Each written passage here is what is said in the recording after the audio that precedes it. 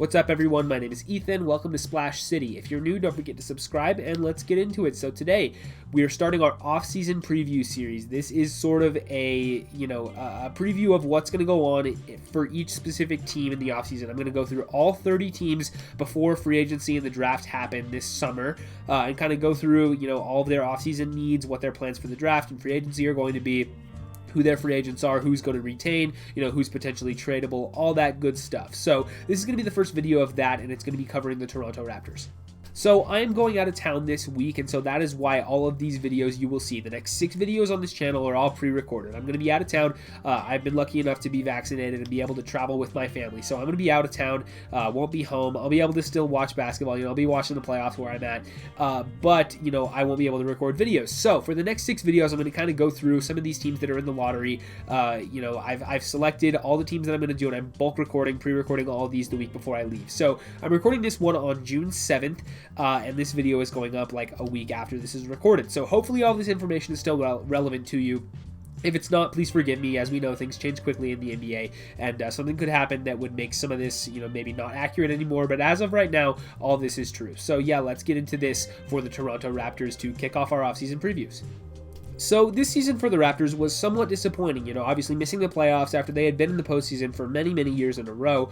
They've been one of the most successful franchises over the last decade, and now this year they kind of took a step back. Had to be playing in Tampa, because of obvious reasons. They couldn't be crossing borders and couldn't be, traveling all the time just due to international travel rules with the, the situation that the world has been in over the past year. So the Raptors played their whole season in Tampa, being away from home, being away from their fans, the players obviously away from their families and all that.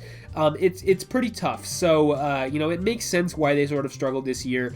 They kind of took a step back. A lot of their players had kind of down years, and this roster just didn't really maximize its talent. So how does this team get back into the playoffs? Because they still do have quite a bit of talent. This is a team that was in the second round of the playoffs last year and went to nearly beat the Celtics to go to the conference finals in the bubble. So this is a team that took a step back and is left with a bunch of questions now. So we'll have to see exactly what they end up doing this offseason, but it should be a very interesting one for them. All right, so let's take a look at the cap sheet for the Raptors and who is going to be a free agent this upcoming offseason. We'll get into the Lowry situation in a minute, so I'm going to save him for later. We'll skip over Kyle Lowry for now. Rodney Hood has a non-guaranteed deal for next year, so they could very easily cut him, get away from that money. I don't know if they will or not. They do already have cap space, even if they do decide to keep Rodney Hood on the books because Lowry's coming off. So, if they need to open up cap space to sign somebody else, or maybe just want to get off that contract, I could see them cutting Rodney Hood just because he doesn't really fit the timeline of the team, and he was kind of a throw into the Norman Powell trade anyway. So who knows if Hood will stick around. Aaron Baines has a team option there. He did not really work out this year. Baines was a good free agent signing, I thought, at the time, but it just didn't end up working out for them this year. He just didn't play well, never really gelled with the team, ended up getting benched, I think, and just didn't really play well all season. So Aaron Baines, you could potentially see them turning down that team option or maybe trading him or something like that, but I would not anticipate him to return to the Raptors next year. Stanley Johnson's a free agent. He actually played well for them this year. He kind of came in there and injected some juice, some defensive prowess there, and he was able to score the ball a little bit. So Stanley Johnson might be getting his NBA career back. They could potentially bring him back here, or maybe he goes and signs with a contender, but not a huge deal either way. But he was kind of a nice reclamation project for them this year. DeAndre Bembry's non-guaranteed. I thought he played pretty well this season. He's a pretty underrated player. He can play in the rotation, though. I think they should bring him back, keep him on that deal there. Gary Trent's going to be a restricted free agent. This is a big one. I have no idea how much money he's going to get because I assume they want to keep him considering they traded for him at the deadline, right? He was part of that Norman Powell deal, kind of a one-for-one swap. They assumed, I would assume that they at least thought that they're going to have to pay him less than Norman Powell, which is part of the reason why they made that trade. He's a couple years younger, probably won't get as big of a contract as Powell in free agency here. So Gary Trent's a very, very good player. I think he should be a key part of their future plans. He's only 22, and he was really, really good for, all 3 seasons of his career. I think Gary Trent's been a really, really nice player. So entering restricted free agency, he's going to have an offer sheet signed, and we'll see, how much he ends up getting, maybe around like 15, 16, 17 million per year. I think he could easily get up to that range, maybe even 20. So we'll see what the market looks like for him. But I would assume that the Raptors would match a contract and try to bring him back because he's just too good and too young to let him walk away for nothing. Khem Birch decided to come to the Raptors after he was bought out by the Magic. He's a Canadian. He wanted to come home and play for his team. I would assume that he's going to re-sign this summer, considering that he didn't even get a play in Canada. He played in Tampa Bay, and he could have chose to go to a contender, but instead he wanted to go to the Raptors, and the Raptors wanted him. I think they'll work out something and get him back this summer. And then Yuta Watanabe, Freddie Gillespie, both non-guaranteed. I would expect both of them to be back. Both of them had solid seasons. Both of them, younger players. Gillespie was signed out of the G League, and Watanabe was brought in. I believe he was on the Grizzlies last year on a two-way. Both of those guys should be able to come back on those non-guaranteed deals. I would expect them to both be back next season. So now let's talk about Kyle Lowry. He is entering his age 36 season, expiring deal at $30 million. They could have traded him at the deadline this season. They chose not to. They had a bunch of teams interested. Obviously, Philly, the Lakers, the Miami Heat. All were really close to making a deal for him, and the Raptors, backed off. They decided they weren't getting enough value and decided to hold on to Kyle Lowry through the rest of the year. So what does that mean? Well, if they lose him for nothing this offseason, right? Let's say he walks away and they didn't trade him for anything. It's not the end of the world. They still are in a good spot, but it certainly was kind of a mistake if that is the case. If they, if he ends up just leaving and it's not a signing trade or anything like that. You could have gotten some value for him at the deadline, and they just decided not to. So that's fine. They didn't really go anywhere this season with him anyway, but it's not the end of the world if he ends up walking away just for nothing. But that would certainly be a little bit of a mistake by them here. So he certainly has options, right? He could come back to Toronto. There's a lot of teams out there with cap space that could use him.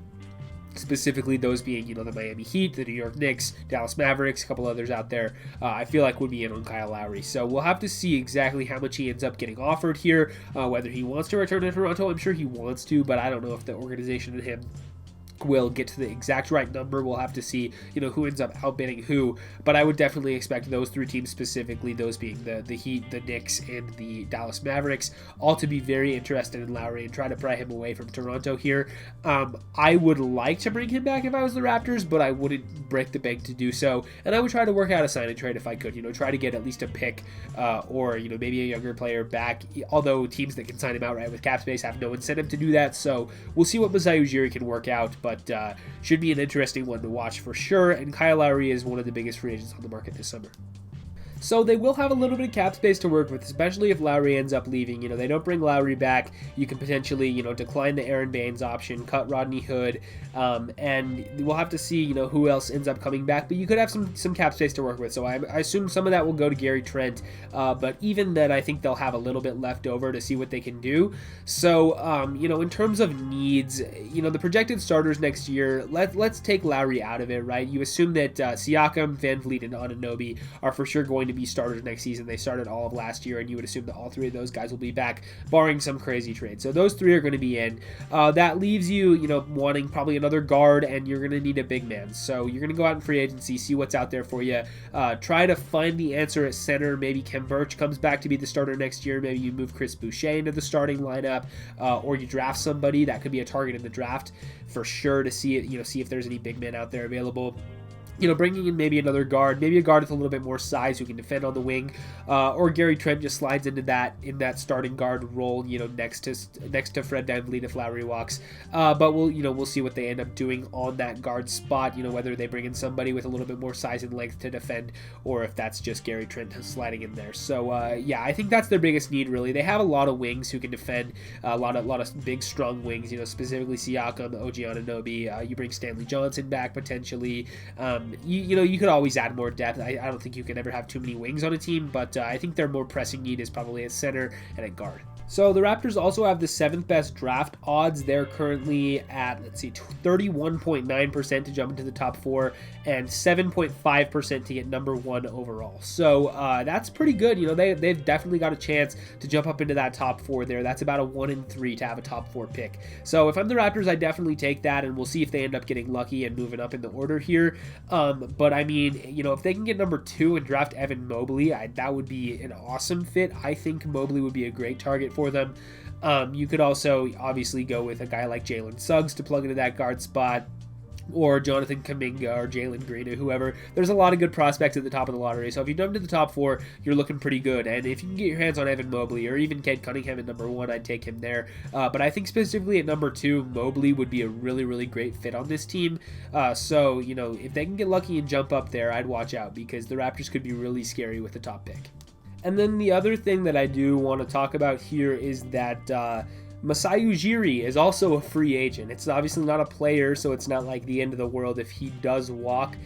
Although it might be the end of the world if he walks, because he's one of the best GMs in the league, perhaps the best GM in the league. He has built this Raptors squad into a powerhouse over the last decade. Obviously, they won that title with Kawhi, and he's been really, really good at making moves around the margins. Their player development staff is really good. He's super good at identifying diamonds in the rough and finding guys out of the G League that can come in and contribute and developing the players that they do draft. So Masai, you know, there is always the chance that he leaves for another team. If I was Toronto, throw him a blank check, man. You know, he deserves it. He deserves it after everything that he's done for this team over the last decade, over the last 15 years, however long he's been there. Masai Ujiri deserves to be paid by this team, and I assume that they will. But that's another thing to look out for. You know, Masai Ujiri's a free agent, and there's going to be a lot of teams knocking at his door trying to pry him away from Toronto. But if I'm the Raptors, I do everything I can to bring him back. But yeah, I think that's about all I have on the Toronto Raptors and their offseason. Like I said at the top of the video, if you're new, don't forget to subscribe, leave a like, ring that bell if you want to, leave a comment letting you know what you think about the Raptors offseason plans. What's it going to look like for them? What are they going to do? How do you hope their lottery odds shake out? Would love to hear all of your thoughts down below. Yeah, with all that said, I'll see you guys in the next one.